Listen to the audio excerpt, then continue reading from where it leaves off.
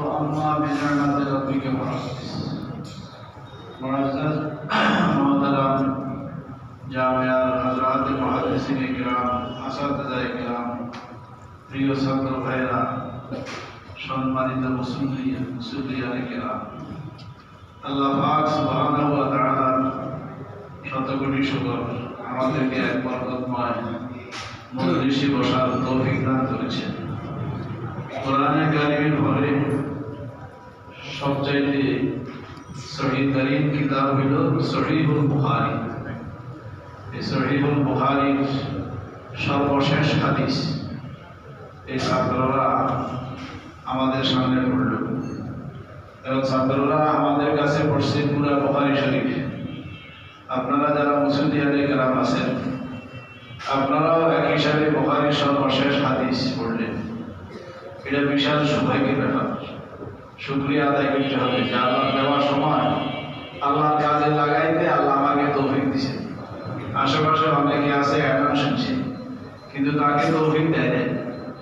এই জন্য শুকরিয়া আদায় করবেন, অত্যন্ত ইজ্জত এহতরামের সাথে এই মজলিসের শেষ পর্যন্ত থাকার চেষ্টা করবেন। হযরত ইমাম বুখারী রাহমাতুল্লাহি আলাইহি ওনার নাম হলো মুহাম্মদ, বাবার নাম হলো ইসমাঈল, দাদার নাম হলো ইব্রাহিম, দাদা হলো আল মুগীরা, তার ফরদাদা হলো বরদিজবাহ। বরদিজবাহ হলো অগ্নিপূজক, আগুন পূজা করত। বরদিজবাহ সন্তান মুগীরা সর্বপ্রথম ইসলামকে গ্রহণ করে। অতঃপর ইব্রাহিম মুসলমান, ইসমাঈল, তারপরে হলো মুহাম্মদ। অত্যন্ত সৌভাগ্যের বিষয় ইমাম বুখারী রাহমাতুল্লাহি আলাইহি আল্লাহ রাসূলের হাদিসগুলোকে জমা করেন। আল্লাহ রাসূলের নামও মুহাম্মদ, ওনার নামও মুহাম্মদ। এটা বিশাল একটা ব্যাপার স্যাপার। হযরত ইমাম বুখারী রাহমাতুল্লাহি আলাইহি বাল্যকালে অন্ধ হয়ে গেছেন। অন্ধ হয়ে যাওয়ার ফলে মা অত্যন্ত পেরেশান যে আমার এই ছেলেটার ভবিষ্যৎটা কিভাবে কাটবে।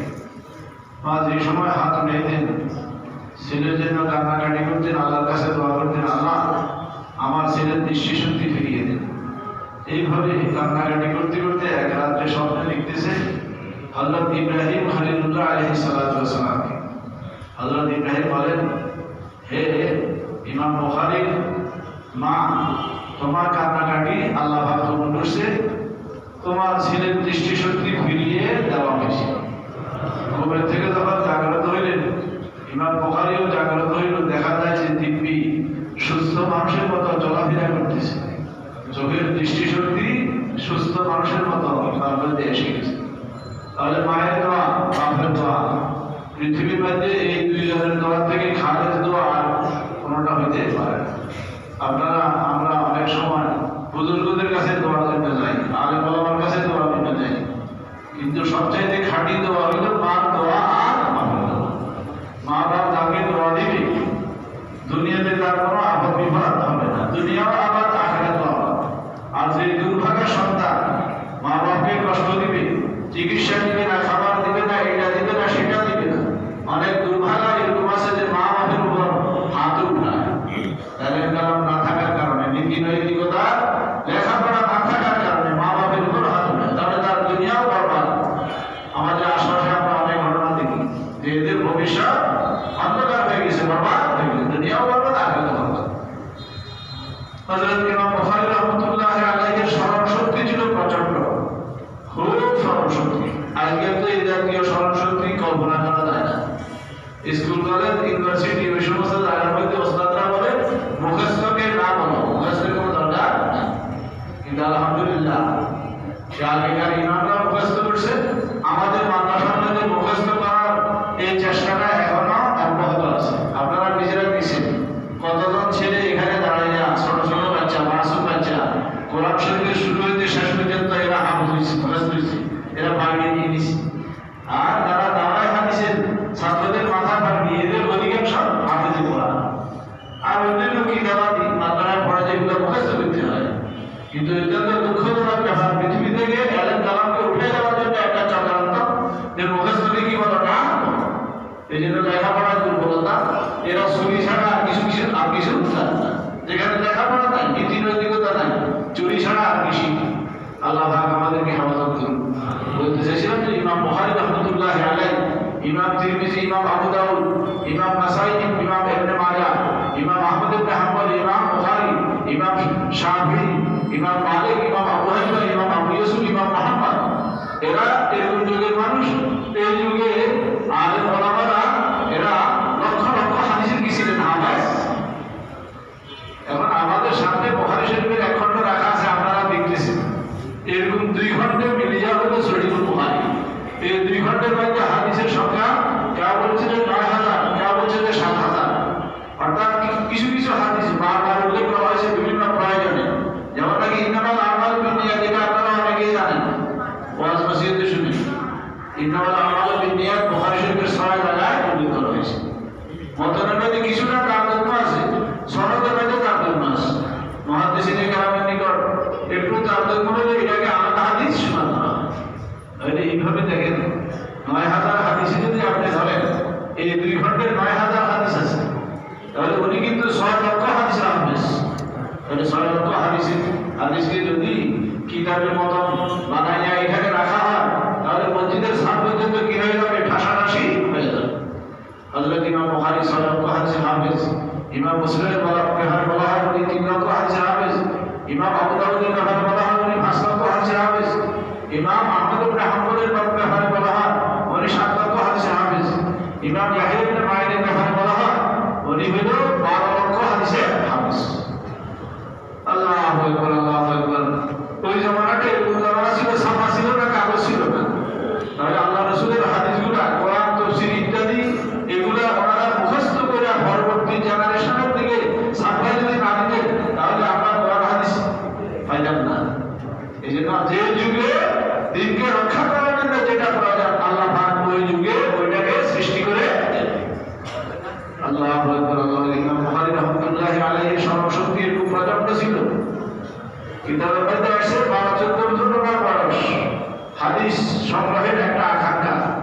বড় বড় মুহাদ্দিসরা আশেপাশে আইসা হাদিসের মজলিস করতেন, সেখানে হাদিস উনি শুনাইতেন, আর শাহের যারা এরা লিখতেন। ওই সময় দোয়ায় তার কলম প্রত্যেক ছাত্রের কাছে ছিল, কাগজ ছিল, এরা লেখলেন।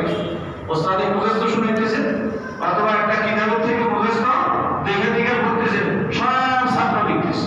ইমাম বুখারী 12-14 বছর বয়স, ওই মজলিসের মধ্যে আইসা 16 দিন পর্যন্ত বসতেছে। এক মজলিস 2-4 ঘন্টা হয়, লেখালেখি হইতেছে, পড়াপড়ি হইতেছে, 16 দিন পর্যন্ত বসতেছে। ওনার কাছে কাগজ কলম দেওয়ার কিছু নেই। আশেপাশের লোকেরা বলে, ছেলেটা আইসা বসে, কি বুঝে হাদিসে, এটা দেখেও না, অযথা এসে বসে সময় নষ্ট করে। তো কেউ বলছে কথা, অযথা সময় নষ্ট করে কেন, তোমার কাজ থাকলে কাজের মধ্যে যেতে পারো। ইমাম বুখারী বলে, দেখি ব্যাপার, কি জন্য এই কথা বলতেছে? আমরা দেখতেছি, তুমি তো লেখো না, না লিখলে কি ফায়দা? এগুলো তো তোমার মুখস্থ থাকতেছে না। তাহলে শুনেন, আমার থেকে মুখস্থ শুনেন, মুখস্থ পড়া আরম্ভ করবে। তারা কাগজপত্র লইয়া ধরা আরম্ভ করবে। দেখা যায় যে তাদের লেখার মধ্যে ভুল আছে, কিন্তু ইমাম বুখারীর পড়ার মধ্যে কি নাই, ভুল নাই। আল্লাহু আকবার। এই 15-16 দিনে প্রায় 15,000 হাদিস লেখাইছেন। 15,000 হাদিস স্ট্যাম্প রেকর্ডের মতো ওনার অন্তরে বসে গেছে। এরকম প্রচন্ড হাফেজ আল্লাহ ব্যক্তিরা, ইমামরা ওই সময় ছিলেন। ইমাম তিরমিজির হাফেজদের এরকম এক জায়গায় দিয়ে অন্যের উপর সামাল হয়ে যায়, ঘোড়ার উপর সামাল হয়ে যেতেছে। এক জায়গায় যখন গেছে, মাথাটা নিচু করছে। ওই সময় কিন্তু উনি অন্ধ, বয়সের ভালো অন্ধ হয়ে গেছে। তো খাদেরা জিজ্ঞেস করলো, সাহেব এখানে মাথা নিচু করছে কেন? আমার চোখ যখন ভালো ছিল, এই জায়গা দিয়ে ঘোড়ার উপর সামাল হইয়া গেলে গাছের একটা ডাল বাঁকা হইয়াছিল, এই ঢালের জায়গায় মাথা নিচু করতাম। এখন চোখের দৃষ্টিশক্তি নেই, এই জায়গাটাতে একটা গাছের ঢাল ছিল। তো আশেপাশের লোকদেরকে টাকাটাই করে আনা হলো। এরা বলে যে, হ্যাঁ হুবহু যে জায়গায় মাথাটা নিচু করছে, এই জায়গায় গাছের ডাল। আর এবার চিন্তা করে ওদের স্মরণ শক্তি কি ঘটায়। এরকম প্রত্যেক ইমামের স্মরণ শক্তির অনেক ঘটনা আছে। হযরত ইমাম বুখারী রাহমাতুল্লাহি আলাইহি এখানে যে এত হাদিস লিখছেন, প্রত্যেকটা হাদিসকে কিতাবে লিপিবদ্ধ করার আগে উনি গোসল করছেন। তাহলে 9000 হাদিস যদি হয়, 9000 বার শুধু হাদিস লেখার জন্য গোসল। আর প্রত্যেকটা হাদিস লেখার আগে 2 রাকাত নামাজ পড়ছে, তাহলে এই হিসাবে 18,000 রাকাত নামাজ শুধু এটাতে।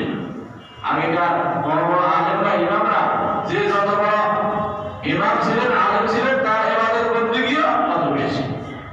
সিহাসাতার রাওয়ায়াতের মধ্যে এক রাবীর নাম আসে জাইনুল আবেদিন। জাইনুল আবেদিন আহলে বাইতের লোক। জাইনুল আবেদিনের ইবাদতের ব্যাপারে কিতাবের রেজালের কিতাবে আসছে উনি প্রত্যেক রাত্রে 1000 রাকাত নামাজ পড়েন। হযরত ইমাম আবু ইউসুফকে কাজী মুজার বলা হয়। পুরো ওই সময় অর্ধজাহান মুসলিম বিশ্বের প্রধান বিচারপতি। তাহলে প্রধান বিচারপতি হিসেবে কত দায়িত্ব, কত ঝামেলা। এই ঝামেলাগুলো দিন ভর আড্ডা দিয়া ক্লান্ত শ্রান্ত রাত্রে এসার পরে দিয়া মুসল্লায় দাঁড়াইয়া প্রত্যেক রাত্রে 200 রাকাত নামাজ। আল্লাহু আকবার। ইমাম বুখারী রাহমাতুল্লাহ আলাইহি তাহলে কিতাব লিখতে গিয়া 18,000 রাকাত নামাজ, তাহলে বলছেন না নফল নামাজ কি পরিমাণ ছিল এটা আল্লাহ ভালো জানেন। হযরত ইমাম বুখারী রাহমাতুল্লাহ আলাইহি 16 বছর সময় লাগাইছেন কিতাব লিখতে। 16 বছর এই ইহতিমামের সাথে 16 বছর সময়। কিছু হাদিস হয়তো বুখারীতে লিখছেন, কিছু সমরকান্দে লিখছেন, কিছু ওয়াসিত শহরে লিখছেন, কিছু বসরায় লিখছেন, কিছু কুফায় লিখছেন, কিছু বাগদাদে লিখছেন, কিছু মিশরে লিখছেন, কিছু ইয়ামানে লিখছেন, কিছু মক্কায় লিখছেন, কিছু মদিনায় লিখছেন। ওয়ায়ামান বিহাজওয়া ওয়া ইয়ামান বিউকাই ওয়া বিল হুযাইবা ইয়ামান ওয়া ইয়ামান বিল হুলাইসা। আগে জমানার ইমামদের লেখালেখি এগুলো হচ্ছে এক জায়গায় তো স্থির থাকতো না, বিভিন্ন প্রয়োজনে বিভিন্ন জায়গায় যেত, দোয়ার গরম থাকতো, যেখানে যেত ওখানে সুযোগ পেলে বলে দিত। এইভাবে এরা বিশাল বিশাল কিতাবের প্রস্তাবে হয়েছে। হযরত ইমাম বুখারী রাহমাতুল্লাহ আলাইহি এভাবে 16 বছরের কিতাব লেখা চিন্তা করলেন যে এখন তরিমাতুল বাব লিখতে হবে। 2-3টা হাদিসের পরে একটা শিরোনাম লেখা, 2-3টা হাদিসের পরে একটা শিরোনাম লেখা। তাহলে এটা লিখতে হলে ওনাকে ধীর স্থির হইতে হবে এক জায়গায়। এই জন্য উনি মদিনায় মুনাওয়ারায় মুকিম হয়ে গেছেন। মদিনায় মুনাওয়ারায় রাওযায়ে রাসূল আর মিম্বরে রাসূল দুটোটা মধ্যবর্তী জায়গাটার নাম রিয়াজুল জান্নাহ। এই রিয়াজুল জান্নাহ মানে কি জান্নাতের বাগান। এই জায়গাকে উনি নির্বাচন করছেন, এখানে বসা মুরাকাবা বসা যে 2-4 হাদিসের উপর শিরোনাম কি হতে পারে, অনুবাদ কি হতে পারে, তরজমাতুল বাব কি হতে পারে, উনি এখানে মুরাকাবা করছেন। মুরাকাবার পরে আল্লাহর তরফ থেকে অন্তরে যেটা হালকা হয়েছে ওইটাকে তরজমাতুল বাব হিসেবে শিরোনাম হিসেবে কিতাবে লিখছেন।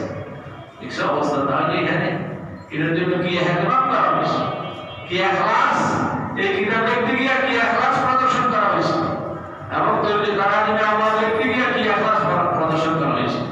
এই ইখলাসের কারণে সমস্ত মুহাদ্দিসিনে কেরামের তারাজিমে আওয়াজ আর ইমাম বুখারীর তারাজিমে আওয়াজ মধ্যে বেশ সব মুহাদ্দিসিনে কেরাম এটা বলে ফিকহুল বুখারী ফি তারাজিমি। ইমাম বুখারীর উচ্চ পাণ্ডিত্য যদি তোমরা অবলোকন করতে চাও তাহলে তার কিতাবের তারাজিমে আওয়াজের দিকে লক্ষ্য করো, তাহলে তোমরা বুঝতে পারবে। আর কিতাব লিখতে কি পরিমাণ ইখলাস, কিতাব ওনার এই সমস্ত ইহতিমামের দ্বারা তো বোঝা যায়। কারবালা হযরত তালিমি হুজুর এই যে ইখলাসাত ইব্রাহিম কাবা বানাইতেছে ইব্রাহিম আলাইহিস সালাম আর ইসমাঈল আলাইহিস সালাম। ইব্রাহিম আলাইহিস সালামকে ওলামায়ে কেরাম বলে যে আমাদের নবীর ঘরে দ্বিতীয় নম্বর যে নবী সিরিয়ালে উনি হলো ইব্রাহিম খলিলুল্লাহ আলাইহিস সালাম। তাহলে কত বড় নবী, নবীদের ইখলাস পুরা উম্মতের মুসলমানদের ইখলাসকে যদি এক পাল্লায় উঠে দেওয়া হয় নবীর ইখলাসের বলে জিন্দেগিতে গুনাইতে হবে না। আসলে ইখলাস যারা মানুষ শুনতে যায় না, সেখানে কোনো মানুষ এই 2জন ছাড়া কোনো মানুষ নেই, কাউকে দেখাবে এটা করবে সেটা করবে সেই অবকাশ ছিল না। হযরত ইব্রাহিম আলাইহিস সালাম রাজমিস্ত্রির কাজ করতেছে, আর ইসমাঈল জবিহুল্লাহ উনিও নবী, উনি কি করতেছেন পাথর আগে দিতেছে, উনি সুদালি দুজনের নবী, গুরু দাহাল পয়গম্বর অত্যন্ত মুখলিস এই কাজটা করতেছেন। আর আল্লাহর কাছে দোয়া করতেছেন রব্বানা তাকাব্বাল মিন্না ইন্নাকা আনতাস সামিউল আলিম। এই জন্য আল্লাহ এই কাবাকে এমনভাবে কবুল করছে, দিনটায় 24 ঘন্টা লক্ষ লক্ষ লোক তার চতুর্দিকে ঘুরতে থাকে। এরকম সময় নাই যেখানে মানুষ ঘুরে না, ফেরেশতা ঘুরে না। আল্লাহু আকবার, আল্লাহু আকবার। সাহেবে হেদায়া কিতাবটা লিখছে, আমরা হানাফি মাযহাবের মধ্যে সর্বোচ্চ ব্যাখ্যার কিতাব হলো হেদায়া। উনি 13 বছর লাগাইছে এই কিতাবটা লিখতে, এবং প্রত্যেকদিন বাসা থেকে খানা আসতো। উনি কি করতো, খাদ্যে যখন খানাটা রাখতো একটা ছাত্রকে ডাইকা ঘরের কোনায় বসাইয়া খানাটা খাওয়াই দিতেন, উনি রোজা রাখতেন। 13 বছর তাহলে কত বড় ইখলাস, আল্লাহ দিকে কত বড় রুজু হয়েছে, এই জন্য আল্লাহ বাকি কিতাবকে কবুল করছে। হযরত ইমাম বুখারীর কিতাবের ব্যাপারে কিন্তু দেখা যায় যে এইভাবে কিতাব লেখা সম্ভব হয়নি, শেষ হয়নি। হযরত ইমাম বুখারী রাহমাতুল্লাহ আলাইহি সর্বপ্রথম আমল দিয়ে কিতাবকে শুরু করছে, ইন্নামাল আমালু বিন্নিয়াত। বনি আদমের আমল অত্যন্ত জরুরি।